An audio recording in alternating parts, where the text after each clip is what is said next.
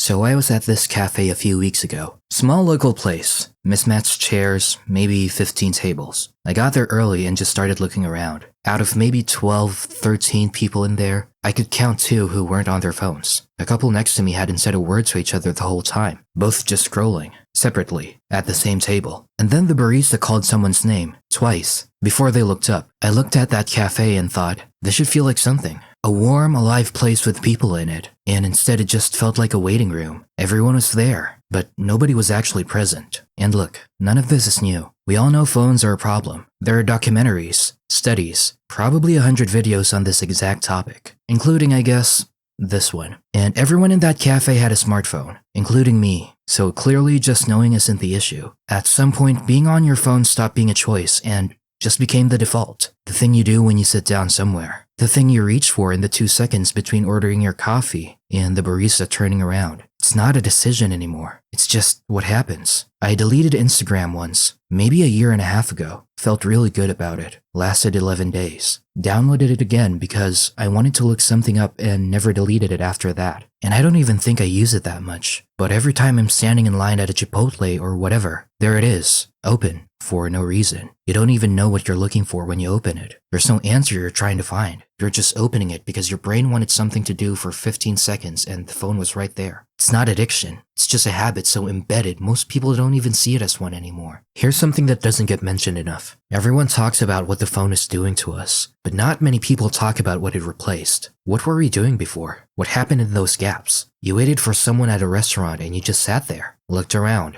maybe eavesdropped on the table next to you, maybe thought about something you'd been meaning to talk about. You stood in line at the DMV for 45 minutes and you were just bored. Actually bored. And out of that boredom, your brain would do things, process stuff, wander, land on ideas. The kind of thinking that doesn't happen when you're being fed content constantly. You'd sit at a Denny's at like 11 p.m. with a couple of friends and just talk. Not because there was a specific thing to talk about, just because that's what you did. Conversation would go weird places. You'd end up discussing something you'd never normally bring up, and something about the night would stick with you. Those gaps, the waiting, the boredom, the unstructured time, we've felt all of them, every single one. And I don't think we noticed we were doing it. The phone didn't take anything by force. We handed it over, little by little, because in the moment it always felt like the easier option. And it was. That's the whole problem. So here's what that costs. A few months ago, I was at dinner with some friends. Sit-down Italian place. The kind where they bring you bread before you order. 3 of us at the table. And at some point, I looked up and all 3 of us were on our phones. Nobody had said anything for probably 4 or 5 minutes. And the thing that got me wasn't the silence. It was that none of us had noticed. We just drifted there separately without any decision being made. I put my phone down and looked at the bread basket and thought, when did this become normal? Because it had probably been happening for a long time before I started paying attention. That's what we're actually losing. Not some big dramatic thing. Just the moments. The dinner. The bread. The conversation that might have happened in those 4 minutes. Multiply that by every meal. Every commute. Every time you're sitting with someone and you're both somewhere else. That's a lot of life passing while you were technically present. You ever get to the end of a week and feel like nothing happened? I think it's this. When you move through your days with one eye always somewhere else, of course it blurs. You weren't really in it. And it's not just distraction.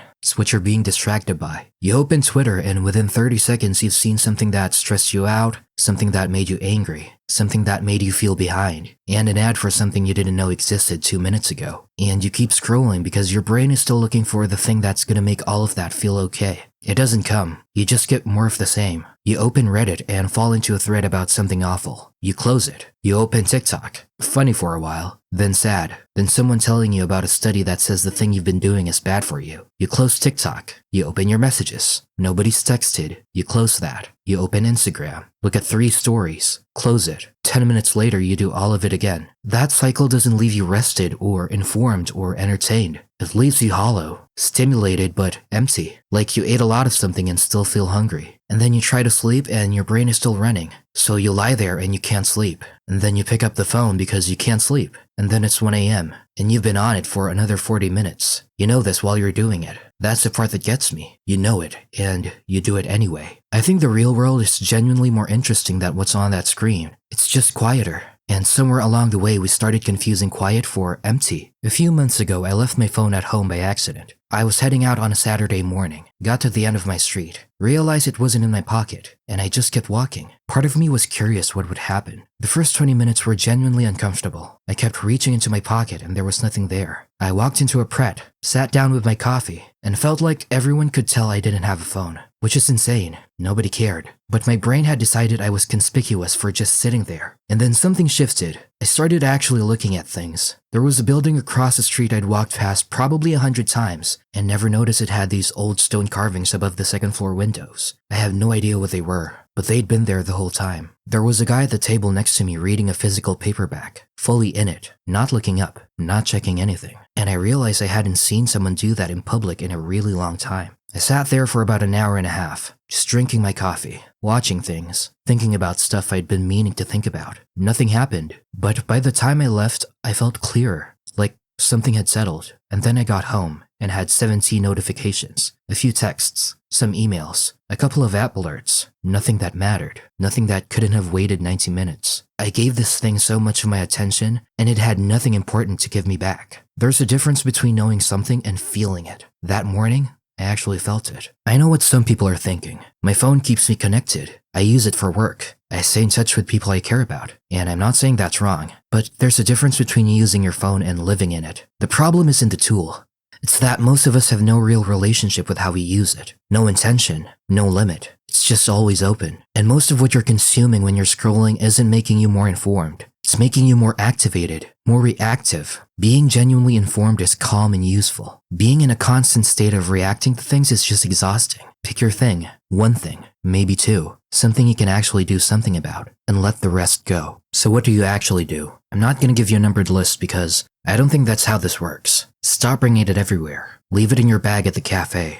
Leave it in the car when you go for a walk. Next time you're at a sit-down dinner, somewhere like an Olive Garden, somewhere casual, leave it in your pocket the whole meal. You'll be uncomfortable for the first 10 minutes, and then you'll start actually talking to whoever you're with. Notice what you're doing when you're on it. Ask yourself, did I just choose to open this, or did I just end up here? There's a version of using your phone that's intentional and fine. What most people are doing most of the time is something else. Just drifting, not looking for anything, not finding anything, just filling time. And get comfortable being bored. Sit somewhere without your phone and just be there. It'll feel weird. Your brain will complain.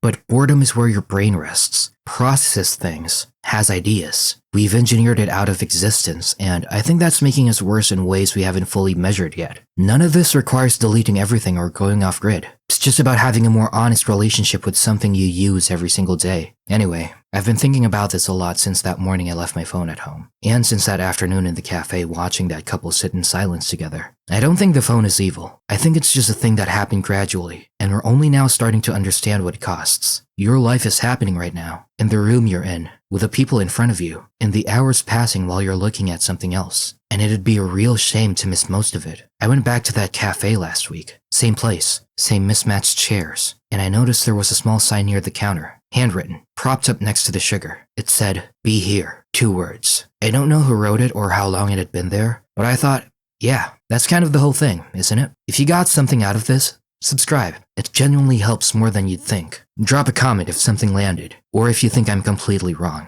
I'll see you in the next one.